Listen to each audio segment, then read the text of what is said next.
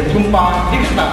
Berani, jujur, mandiri, peduli, adil, disiplin, cerdas, tanggung jawab, sederhana.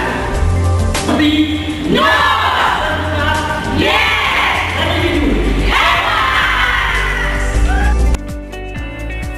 Halo, Assalamualaikum warahmatullahi wabarakatuh. Perkenalkan, nama saya Muhammad Syahputra, mahasiswa Sarjana Terapan, jurusan Keperawatan Poltekkes Kemenkes Medan, Stambuk 2017. Nah, kebetulan nih teman-teman di sini, saya ingin ngajak teman-teman untuk bareng. Kita mau buat sharing tentang korupsi. Nah, kenapa korupsi? Jadi gini teman-teman, berdasarkan berita yang saya baca, saat ini Indonesia berada di darurat korupsi. Kenapa demikian? Nah, berdasarkan data indeks persepsi korupsi pada tahun 2019, Indonesia berada di skor 40 dari angka 100 dengan urutan 85 dari 180 negara. Jadi kalau kita bandingkan pada tahun sebelumnya, tahun 2018, Indonesia dengan skor 38 berada di urutan 89 dari 180 negara. Bahkan jika kita lihat di tahun sebelumnya, kurva angka korupsi di Indonesia juga mengalami peningkatan yang sangat drastis. Nah, mirisnya lagi teman-teman, di masa darurat pandemi COVID-19 seperti ini pun, kejadian-kejadian korupsi masih terus terjadi di negeri kita. Apakah itu bukan dikatakan dengan darurat korupsi? Lantas, apa peran kita di sana? Tentu dengan memberi pemahaman apa itu korupsi, bagaimana bisa terjadi, apa dampaknya, dan bagaimana cara mencegahnya adalah hal prioritasnya. Nah, jadi dalam vokal ini, saya ingin ngajak teman-teman untuk memahami lebih dalam tentang apa itu korupsi. Tentu saya tidak sendirian, saya akan dibantu oleh teman-teman saya untuk memberi pemahaman tentang apa itu korupsi. Oke teman-teman, jangan kemana-mana, yuk kita simak. Korupsi adalah tindakan penyalahgunaan kekuasaan dan kepercayaan publik di dalam instansi atau organisasi yang bertujuan untuk memperoleh keuntungan pribadi.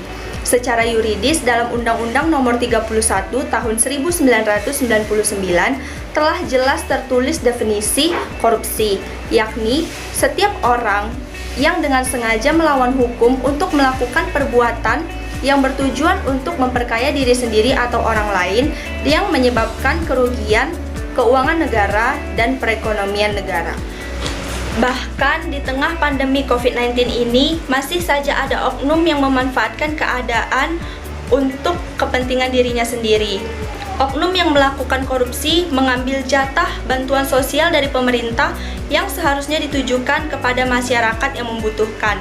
Maka dari itu, KPK telah memetakan titik rawan korupsi di tengah pandemi COVID-19 ini, seperti di sektor pengadaan barang dan jasa, titik sumbangan pihak ketiga, pengalokasian anggaran dari APBN dan APBD, serta pendistribusian program bantuan sosial.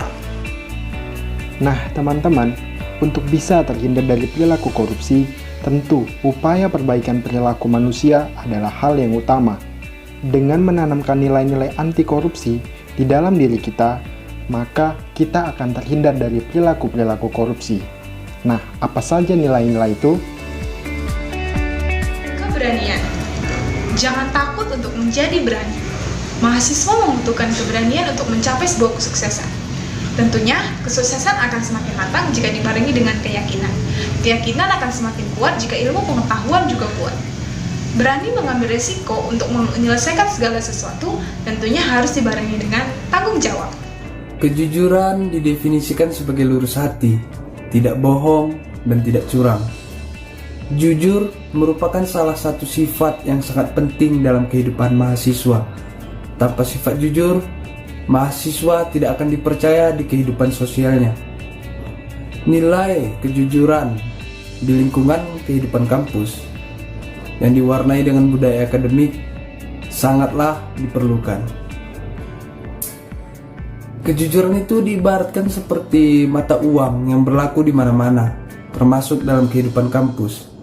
Jika ada mahasiswa yang melakukan tindakan yang tidak jujur, baik itu di lingkungan sosial maupun di lingkungan kampus, maka orang-orang selamanya akan ragu untuk mempercayainya.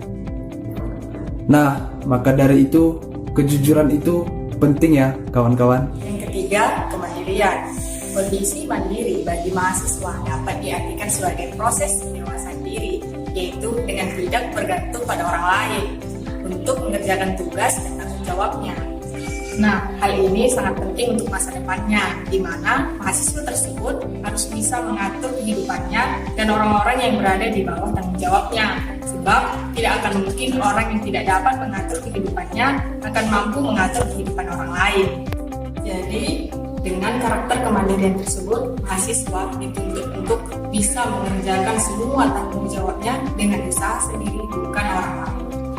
Kepedulian. Nilai kepedulian sangatlah penting bagi seorang mahasiswa. Karena kita mahasiswa sebagai calon pemimpin masa depan nantinya harus memiliki rasa kepedulian yang tinggi terhadap lingkungan kita. Baik itu lingkungan di dalam kampus maupun lingkungan di luar kampus. Keadilan. Adil adalah sama berat, tidak berat sebelah, dan tidak memihak. Bagi mahasiswa, karakter adil ini perlu sekali dibina sejak masa perkuliahan, agar mahasiswa dapat mengambil keputusan secara adil dan benar melalui pengalaman dan pengetahuan yang dimilikinya.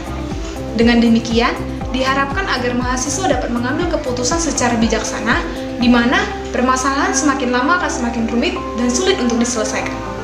Kedisiplinan adalah suatu ketaatan atau kepatuhan pada peraturan, terutama pada mahasiswa. Mahasiswa harus bisa memiliki sikap disiplin, salah satunya kedisiplinan dalam waktu.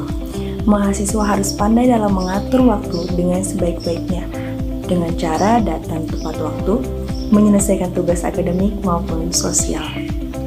Selanjutnya, sederhana. Hidup sederhana sebaiknya dikembangkan sejak siswa mengenyam masa pendidikannya. Dengan gaya hidup sederhana, berarti siswa tersebut dibiasakan untuk hidup tidak boros.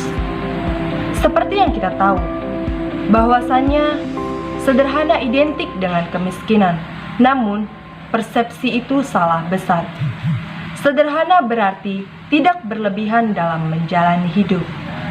Di Indonesia, pola hidup yang berorientasi pada materi kian mewabah.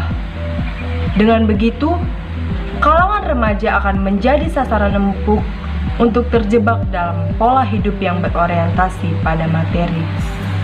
Seperti yang kita sering lihat di televisi, seperti di sinetron dan iklan, akan memberikan panutan dalam hidup yang mewah. Dengan begitu, para remaja akan menjadi tidak pede untuk menjadi dirinya sendiri dan hidup dalam kesederhanaan. Dengan begitu, mari kita hidup sederhana, dimulai dari diri sendiri dan penerapannya dalam kehidupan sehari-hari.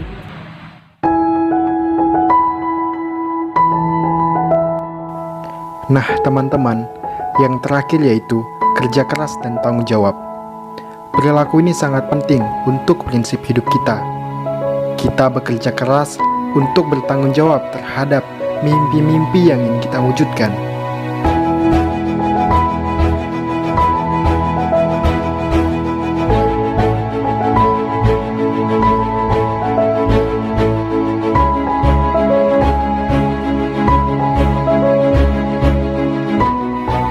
Kita sebagai pelajar, mahasiswa, generasi masa depan harus bekerja keras, kerja cerdas, dan kerja tuntas dalam hidup kita. Dengan begitu, kita akan terhindar dari segala perilaku tercela, termasuk korupsi, dan kita siap untuk menjemput masa depan kita.